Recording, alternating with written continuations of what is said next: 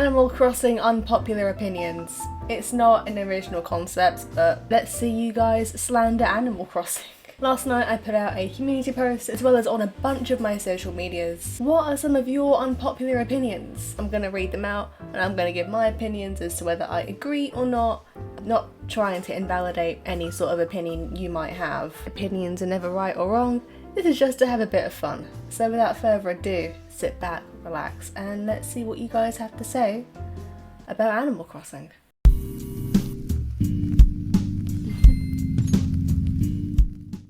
Most people do these things, but I don't really like the idea of time travelling / recessing your island. Like, I prefer playing the game the way it's supposed to be played and waiting a few days for things instead of time travel. And I know that the reset button is there, but I don't like the idea of it that much. I want to kind of have one island instead of repeatedly making new ones. This is kind of a 2-in-1 sort of thing. And then we got an opposite sort of sentiment about time travelling. Like, I personally don't think that time travel or recessing is cheating or is bad. I time travel to do builds faster, and I need to reset my island because of intense burnouts. I also think that villager dialogue can be interesting, but it isn't really as interesting as past games. So let's break this down. Let's talk about time travel first. If you're against time travel, you might disagree with me here. I've been playing Animal Crossing since I was a kid. My first Animal Crossing game was Wild World. When you're a kid, yeah. When you're a kid, you like to look for cheats and stuff like that to make the game a bit more interesting. Like, oh wow, this is a cheat. I feel so cool right now. And on YouTube back in the day, there was a video telling you how to time travel, and that was the way I played Animal Crossing. I've been a time traveler pretty much since as long as I can remember. Obviously, time travel is bad when you don't play the game properly, but generally speaking, I don't personally have a problem with it. But again, that's coming from a very biased point of view, and I don't see time traveling as cheating or whatever, especially in a game like New Horizons, for example, where builds are very much time-based. If you're building like bridges and inclines, and sometimes you just want to get it done, you know? People don't have infinite amount of time to spend on builds and whatever. Time traveling is great if you are just impatient, I don't know. But if you speed through Animal Crossing in like a week, and then you go onto Twitter and say, hey, Animal Crossing is so boring, I finished it in a week, that's when time travelling can become a bit of a problem. And on to the second part about recessing your islands. I can see why people do it. I personally wouldn't do it just because of how much effort it is to make a whole island. I know that I got my main island done a few months after New Horizons was released, but the amount of effort that took was a lot. So I personally don't see a problem with recessing if, you know, you think it's the right thing to do, but I can also see the other side of it and see why people wouldn't like it. I got a couple of these ones too. It's about Brewster. My unpopular opinion is that Brewster is not going to save Animal Crossing. Although Brewster is a great NPC, I believe that fans will get over him and will be starving yet again for more content.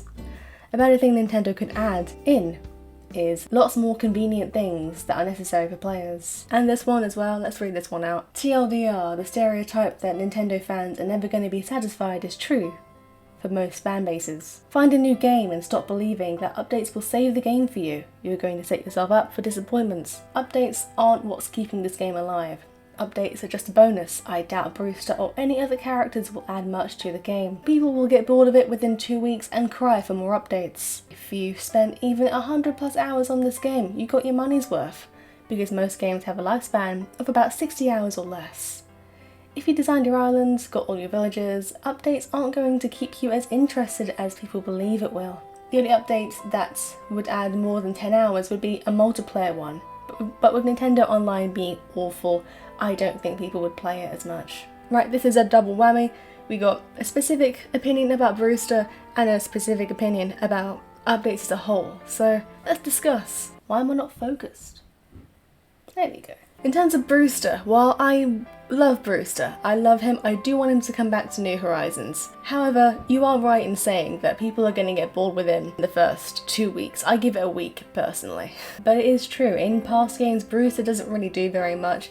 It's just a very nice thing to have, an actual cafe where you can sit down, grab a drink. It's just a nice concept to have, and that's why people would like it, I guess, because we've had it in all the previous games and we don't have it in New Horizons. So I guess that's why people are so adamant on characters like Brewster and even Cap'n coming back, because we're at a point in New Horizons where so much of the old content is missing, old content that was consistently in every other Animal Crossing mainline game. So for certain things to not be in New Horizons is kind of weird for the fan base to handle. Understandably, you know. So I do agree that Brewster will not be saving Animal Crossing New Horizons. I guess people just like the concept of him being in the game because he's always been in mainline Animal Crossing games. And as for updates as a whole, again, I do agree with it. Like a multiplayer update for Animal Crossing New Horizons would be just amazing, really. Personally, I don't really find myself playing New Horizons that much anymore. I've personally moved on to Genshin Impact, I'm not gonna lie here. Not saying that I don't enjoy New Horizons, I just feel like it's kind of dry. Especially for me, because my island's done. Say for example, if they had an update for multiplayer and you got to do something as simple as going to Mystery Islands with friends, that would be great. Like, it would give me a reason to even use Dodo Airlines again. So I think a multiplayer update, if anything, is rather than new NPCs, which would be nice to have, but a multiplayer update I think would bring back a lot more people. But that's just me. You don't need a theme to have a nice island. Yes, themes are nice, but decorate however you want, and if you're going to have a theme, don't feel pressured to follow the rule of that theme. Have whatever villages you want. They don't have to match to the island. I agree with that, I do. I think because this is the first time in the franchise that we have had the option to have exterior design in the game, people have gone overboard, and you know, rightly so, of course. Like, if you're gonna give players the ability to put furniture down on your islands, you're gonna find some crazy stuff. And I think the culture of Animal Crossing New Horizons was highly influenced by the whole panoramic last year. So what better way to spend our time than to make an incredible Animal Crossing New Horizons island? It's just become a part of the New Horizons culture now to have an incredible island. However, that doesn't mean that you have to be a part of it. You can just, you know, make an island of whatever makes you happy. You don't need to stick to any sort of theme or whatever. You don't even have to make it look nice. You can have the standard island, and I would honestly respect you for it. Like the default island that you get when you first step foot onto it. If you keep it like that, honestly, you're an elite player there. I don't know what to tell you. Animal Crossing is a dry game. It needs actually good updates that implements new features that will actually bring people back to the game. Not just new items and returning features from old games, it needs completely new features. I'm gonna be honest, Animal Crossing is quite dry right now. But that's probably because I've kind of done what I set to do in New Horizons. Like, when all the trailers were coming out and I was keeping up with all the things that were going to be added before the game's release. My main aim for New Horizons was to make an incredible looking island with lots of waterfalls. And I pretty much achieved that if you watched yesterday's video. So for me, yes, New Horizons is kind of dry for me at least. It's probably not dry for you, but it is for me, and probably for a lot of people. But also, this is the cycle of Animal Crossing. I was talking about this with my sister, since we've both been playing Animal Crossing since we were very little. Animal Crossing, in our opinion, is not a game that you play continuously for years and years on end.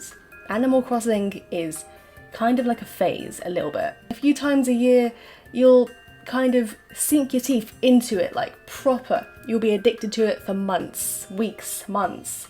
And then there'll be months where you just don't pick it up at all, because that's just how it is. You just get a bit bored of it. And then, you know, a few months down the line, you pick up Animal Crossing again, you realise how much of a good game it is, and you know, the cycle repeats. So at least for me and my sister, that is the cycle of Animal Crossing. So is Animal Crossing a dry game? Yes and no. Just depends on your personal experience with it. Raymond is overrated.